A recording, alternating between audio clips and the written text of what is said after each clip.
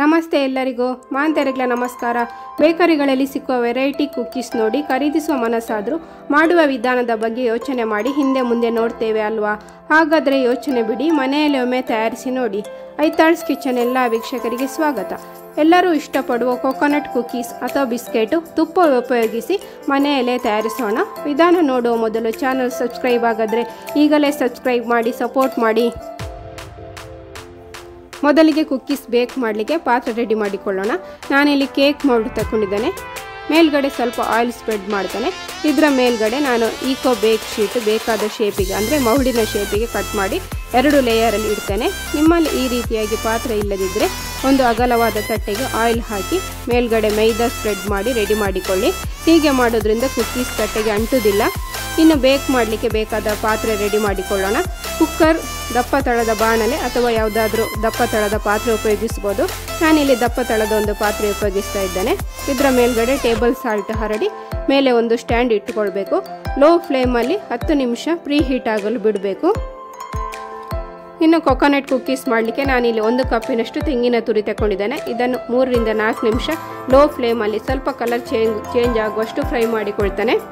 ಇದು ಸ್ವಲ್ಪ ಆರಿದ ಮೇಲೆ ಮಿಕ್ಸಿ ಜಾರಿಗೆ ಹಾಕ್ಕೊಂಡು ನೀರು ಹಾಕದೆ ಪೌಡರ್ ಮಾಡಿ ತರ್ತಾನೆ.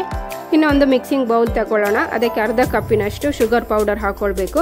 ಇಲ್ಲಿ ಶುಗರ್ ಪೌಡರ್ ನಿಮಗೆ ಸ್ವಲ್ಪ ಕಲರ್ ಚೇಂಜ್ ಆಗಿ ಕಾಣ್ತದೆ, ಯಾಕಂದರೆ ನಾನು ಇಲ್ಲಿ ಬ್ರೌನ್ ಶುಗರನ್ನು ಪೌಡರ್ ಮಾಡಿ ತಗೊಂಡಿದ್ದೇನೆ. ಇನ್ನು 1/4 ಕಪ್ಪಿನಷ್ಟು ದಪ್ಪ ತುಪ್ಪ ಹಾಕ್ಕೊಳ್ಳಿ. ತುಪ್ಪ ಮೆಲ್ಟ್ ಆಗಿರಬಾರ್ದು, ಇದೇ ಫಾರ್ಮಲ್ಲಿ ಇರಬೇಕು. ಇನ್ನು ಇದನ್ನು ಚೆನ್ನಾಗಿ ಮಿಕ್ಸ್ ಮಾಡಿಕೊಳ್ಬೇಕು. ಸೌಟಲ್ಲಿ ಮಿಕ್ಸ್ ಮಾಡಿಕೊಳ್ಳೋದಾದರೆ 10 ನಿಮಿಷ ಆದರೂ ಬೇಕಾಗ್ತದೆ. ಎಷ್ಟೊತ್ತು ಕಲಿಸ್ಬೇಕು ಅಂದರೆ ಇದು ಸ್ಮೂತ್ ಟೆಕ್ಸ್ಚರ್ಗೆ ಬರಬೇಕು, ಅಷ್ಟೊತ್ತು ಇದನ್ನು ಮಿಕ್ಸ್ ಮಾಡ್ತಾ ಇರಬೇಕು. ನಾನಿಲ್ಲಿ ಇದನ್ನು ಸ್ಮೂತ್ ಟೆಕ್ಸ್ಚರ್ಗೆ ತರಲಿಕ್ಕೆ ಎಲೆಕ್ಟ್ರಿಕ್ ಬೀಟರನ್ನು ತಗೊಂಡಿದ್ದೇನೆ. ಎಲೆಕ್ಟ್ರಿಕ್ ಬೀಟರಲ್ಲಿ 2 ನಿಮಿಷ ಸಾಕು. ನೋಡಿ, ಈ ರೀತಿಯಾಗಿ ರೆಡಿ ಆಗಬೇಕು.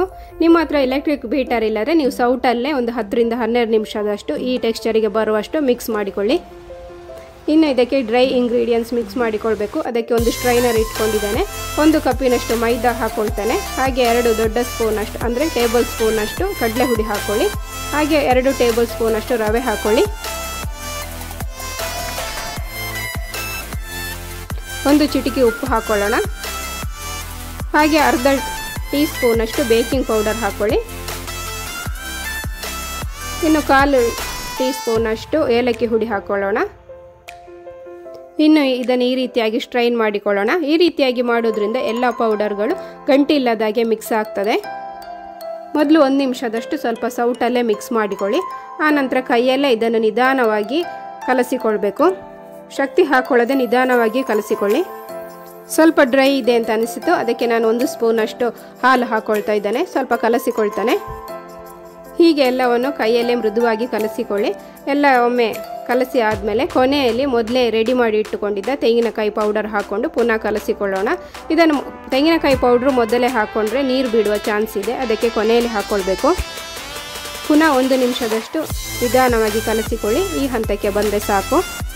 ಇನ್ನು ಇದಕ್ಕೆ ಶೇಪ್ ಕೊಡೋಣ. ಒಂದೇ ಸೈಜಲ್ಲಿ ಆಗಲು ಒಂದು ದೊಡ್ಡ ಸ್ಪೂನ್ ಅಳತೆಯಲ್ಲಿ ಡೋ ತಗೊಂಡು ಎಲ್ಲವನ್ನೂ ನಾನು ರೆಡಿ ಮಾಡ್ತಾ ಇದ್ದೇನೆ. ನಿಧಾನಕ್ಕೆ ಉಂಡೆ ಆಕಾರಕ್ಕೆ ತಂದು ಸ್ವಲ್ಪ ಪ್ರೆಸ್ ಮಾಡೋಣ. ಇನ್ನು ಮೊದಲೇ ರೆಡಿ ಮಾಡಿದ ಪಾತ್ರೆಯಲ್ಲಿ ದೂರ ಇಡ್ತಾ ಬರಬೇಕು, ಯಾಕಂದರೆ ಬೇಕಾದಮೇಲೆ ಬಿಸ್ಕೆಟ್ ಸೈಜ್ ಡಬಲ್ ಆಗ್ತದೆ, ಹಾಗೆ ಒಂದಕ್ಕೊಂದು ಅಂಟಿಕೊಳ್ಳುವ ಚಾನ್ಸ್ ಇದೆ. ಈಗ ಎಲ್ಲ ರೆಡಿಯಾಗಿದೆ. ಇದನ್ನು ಮೊದಲೇ ಪ್ರೀ ಹೀಟಿಗೆ ಇಟ್ಟಿದ್ದ ಪಾತ್ರೆಯಲ್ಲಿ ನಿಧಾನವಾಗಿ ಇಡೋಣ. ಕರೆಕ್ಟಾಗಿ ಮುಚ್ಚಳ ಮುಚ್ಚಿ ಇದನ್ನು 25 ನಿಮಿಷ ಲೋ ಫ್ಲೇಮಲ್ಲಿ, ನೆನಪಿಡಿ ಲೋ ಫ್ಲೇಮಲ್ಲಿ ಬೇಕಾಗಲು ಬಿಡಬೇಕು. ಇನ್ನೊಂದು ಗಮನಿಸಬೇಕಾದ ವಿಷಯ, ಬೇಕಾಗುವ ಟೈಮು ನೀವು ಉಪಯೋಗಿಸುವ ಪಾತ್ರೆ ಸೈಜ್ ಮತ್ತು ಹೈಟ್ ಹಾಗೆ ಕುಕ್ಕೀಸ್ನ ಸೈಜ್ ಮೇಲೆ ಕೂಡ ಡಿಪೆಂಡ್ ಆಗ್ತದೆ. ಆದ ಕಾರಣ ನೀವು 20 ನಿಮಿಷದ ನಂತರ ಖಂಡಿತ ಒಮ್ಮೆ ಚೆಕ್ ಮಾಡಿ. ಈಗ ಎಲ್ಲ ಕುಕ್ಕೀಸ್ ರೆಡಿಯಾಗಿದೆ. ಯಾವುದೇ ಎಣ್ಣೆ ಡಾಲ್ಡ ಉಪಯೋಗಿಸದೆ ತುಪ್ಪದಲ್ಲೇ ಬೇಕರಿ ಶೈಲಿಯಲ್ಲಿ ಪರ್ಫೆಕ್ಟಾಗಿ ಕುಕ್ಕೀಸ್ ಮನೆಯಲ್ಲೇ ರೆಡಿಯಾಗಿದೆ. ವಿಧಾನ ನಿಮಗೆಲ್ಲರಿಗೂ ಇಷ್ಟ ಆದರೆ ಲೈಕ್ ಮಾಡಿ, ಶೇರ್ ಮಾಡಿ, ಹಾಗೆ ಕಮೆಂಟ್ ಮಾಡಿ. ಚಾನಲ್ ಸಬ್ಸ್ಕ್ರೈಬ್ ಆಗಲು ಮರಿಬೇಡಿ. ನಾನೊಂದು ವಿಡಿಯೋ ತಿಕ್ಕುಕ. Thank you, bye.